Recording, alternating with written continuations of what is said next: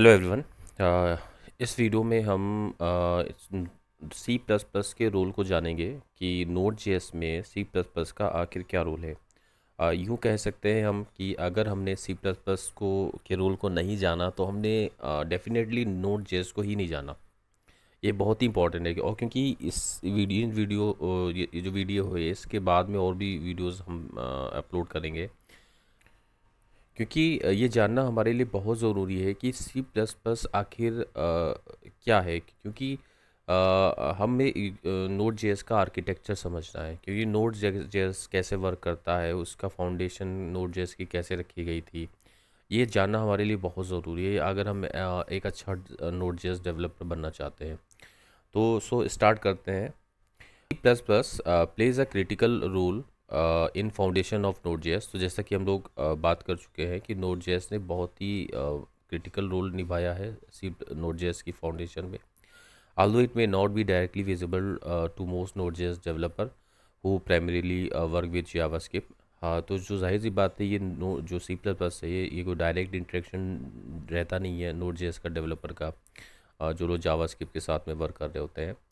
Understanding the role of C++ in Node.js architecture can provide insight into its underlying mechanism and capabilities।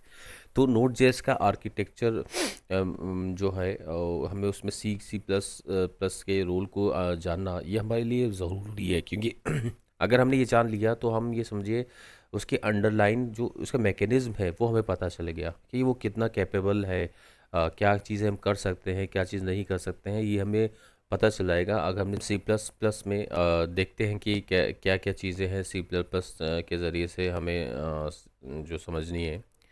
और सबसे पहले हमें native ads on का समझना ज़रूरी है कि नेटिव शब्द का यूज़ हुआ है। तो नेटिव यहाँ पे अगर नोड जेएस में नेटिव शब्द का यूज़ होने का मतलब है यहाँ पे सी प्लस प्लस की बात हो रही है, क्योंकि नोड जेएस की जो नेटिव अगर हम लैंग्वेज की बात कीजिए तो वो सी प्लस प्लस है। तो ये नेटिव एड्स ऑन का मतलब क्या है कि अगर मिसाल के तौर पे हमने नोड जेएस में जैसे हम रैन गेल ने क्या किया था, रैन गेल ने जो नेटिव सी प्लस प्लस की चीज़ें हैं उनको V8 इंजन के साथ में मिलाया था। तो वो एक जाहिर सी बात है, उन्होंने चीज़ें मिलाई उसके अपने अकॉर्डिंग और उसको फिर नोड जेएस को उन्होंने तैयार किया। तो अभी भी नोड जेएस फाउंडेशन इसी चीज़ पे वर्जन्स हमें प्रोवाइड कर रही हैं। लेकिन हम मान लीजिए कोई चीज़ हमारे पास नहीं है, लेकिन अगर वो सी प्लस प्लस की लाइब्रेरी में वो चीज़ अवेलेबल है तो हम उसको नेटिव एड्स ऑन कर सकते हैं, यानी उन मॉड्यूल्स को हम एड्स ऑन कर सकते हैं अपने नोड जेएस में। तो ये फैसिलिटी है जिसके ज़रिए से हम नोड जेएस को अपना वो फंक्शंस प्रोवाइड कर सकते हैं। क्योंकि अगर C plus plus library available है ऑलरेडी, तो क्योंकि हम अपने आप से तो उसको डेवलप नहीं कर सकते। सी प्लस प्लस में अगर वो चीज़ें फीचर्स अवेलेबल है तो हमको अपने नोड जेएस में भी उसको इंटीग्रेट कर सकते हैं। और दूसरा देखिए अब यहाँ पे है V8 इंजन। तो V8 इंजन का देखिए बहुत ही इंपॉर्टेंट रोल है। V8 इंजन हम पढ़ चुके हैं पहले से कि V8 इंजन जो है हमारे जावास्क्रिप्ट कोड को रन कराता है, यानी ये एनवायरनमेंट प्रोवाइड करता है हमें V8 इंजन जावास्क्रिप्ट को रन करने के लिए। तो और ये पूरा का पूरा V8 इंजन जो है पहले से बात कर चुके हैं सी प्लस प्लस में डेवलप किया गया है, ठीक है। और इसमें हर चीज़ वो जो रिक्वायर्ड होनी चाहिए एक लैंग्वेज को रन करने के लिए, तो यहाँ पे तो लैंग्वेज जावास्क्रिप्ट हुई। तो ये सारी की सारी रिक्वायर्ड चीज़ें प्रोवाइड करता है। यानी इस इंजन में हमें स्टैक करने का सिस्टम और हीप मेमोरी, गार्बेज कलेक्शन और जावास्क्रिप्ट कोड को नेटिव कोड में कंपाइल करना, ये सब V8 इंजन में अवेलेबल है। और वो V8 इंजन भी सी प्लस प्लस में हमारा डेवलप किया गया है। तो ये भी हमारा एक सेकंड बहुत ही इम्पोर्टेंट रोल रहा है सी प्लस प्लस का हमें नोड जेएस। देखिए प्लेटफॉर्म स्पेसिफिक फीचर भी एक बहुत इम्पॉर्टेंट हमारे लिए है।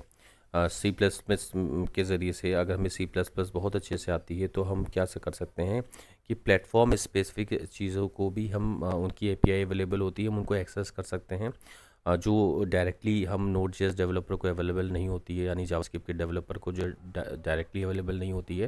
लेकिन अगर आपको सी प्लस प्लस अच्छे से आती है तो आप एपीआईज हैं प्लेटफॉर्म स्पेसिफिक, आप उनके ज़रिए से उन चीज़ों को एक्सेस कर सकते हैं। ये दरअसल ये हर जगह होता है, ऐसा नहीं है कि यहाँ पे है। क्योंकि मैं एक डेवलपर हूँ, तो क्योंकि मैं फ्लटर पे काम करता हूँ, तो फ्लटर में भी ये होता है क्रॉस प्लेटफॉर्म डेवलपमेंट होता है। फ्लटर मैं डार्ट पे काम करता हूँ, लेकिन क्योंकि लेकिन नेटिव वहाँ पे लैंग्वेज होती है एंड्रॉयड की, या अगर वो आईओएस की बात की जाए तो वो दूसरी होती हैं। वो स्विफ्ट पे काम कर रहा होता है यहाँ एंड्रॉयड में, कॉटलिन और जावा में एपीआईज होती है, नेटिव एपीआईज। तो अगर मुझे ज़ाहिर सी बात है, अगर एंड्रॉयड पे मैं कोई मोबाइल ऐप बना रहा हूँ और अगर मुझे जावा अच्छे से आती है या मुझे कॉटलिन आती है, तो उसकी लाइब्रेरीज नेटिव जो है अवेलेबल हैं, और मैं फिर उसमें डीप में जा करके अपने डार्ट लैंग्वेज के ज़रिए से नेटिव चीज़ों को भी एपीआई उसकी एक्सेस कर सकता हूँ अपने डार्ट लैंग्वेज में। तो आपको भी अगर सी प्लस प्लस की अच्छे से नॉलेज है तो आप प्लेटफॉर्म स्पेसिफिक जो एपीआईज़ हैं उनको एक्सेस कर सकते हैं, जो अगर वो अवेलेबल नहीं है, अगर नोड जेएस में जो मॉड्यूल्स मौजूद हैं उनमें अवेलेबल नहीं है, तो आप उसको लाइब्रेरीज को जा करके उसको एक्सेस कर। तो देखिए, सिक्योरिटी एंड स्टेबिलिटी ये भी अगर हमें ये भी एक सी प्लस प्लस की देन है हमें, कि हमें सिक्योरिटी और स्टेबिलिटी मिलती है नोड जेएस में। तो लेकिन अगर अगर देखिए, हमें अगर सी प्लस प्लस, अगर फिर बात है कि अगर आप सी प्लस प्लस की नॉलेज अच्छे से रखती हैं तो ये हमें डेवलपर्स को एक मतलब इनेबल करता है कि वो अपने लिए secure stable component node JS में बना सकते हैं। और डेवलपर इसमें अपनी सिक्योरिटी फीचर्स को भी इम्प्लीमेंट कर सकता है। हालांकि नोड जेएस ऑलरेडी बहुत सिक्योर है, लेकिन अगर ज़ाहिर बात है, हमें अगर सी प्लस प्लस अच्छे से आती है तो हम और ज़्यादा सिक्योर अपनी चीज़ों को उसमें इंटीग्रेट कर सकते हैं। नोड जेएस में एक लिबो एंड इवेंट लूप हमें चीज़ मिलती है, कि लिबो हमें क्या करता है, ये बहुत इंपॉर्टेंट है लिबो। इसके ज़रिए से हमें हम नोड जेएस का आर्किटेक्चर जो है इसी पे वर्क कर रहा होता है, यानी हमारा जो एसिंक्रोनस प्रोग्रामिंग है, ब्लॉकिंग जो हमारे रिक्वेस्ट है उनको हैंडल करने का काम जो है लिबो लाइब्रेरी के ज़रिए से होता है।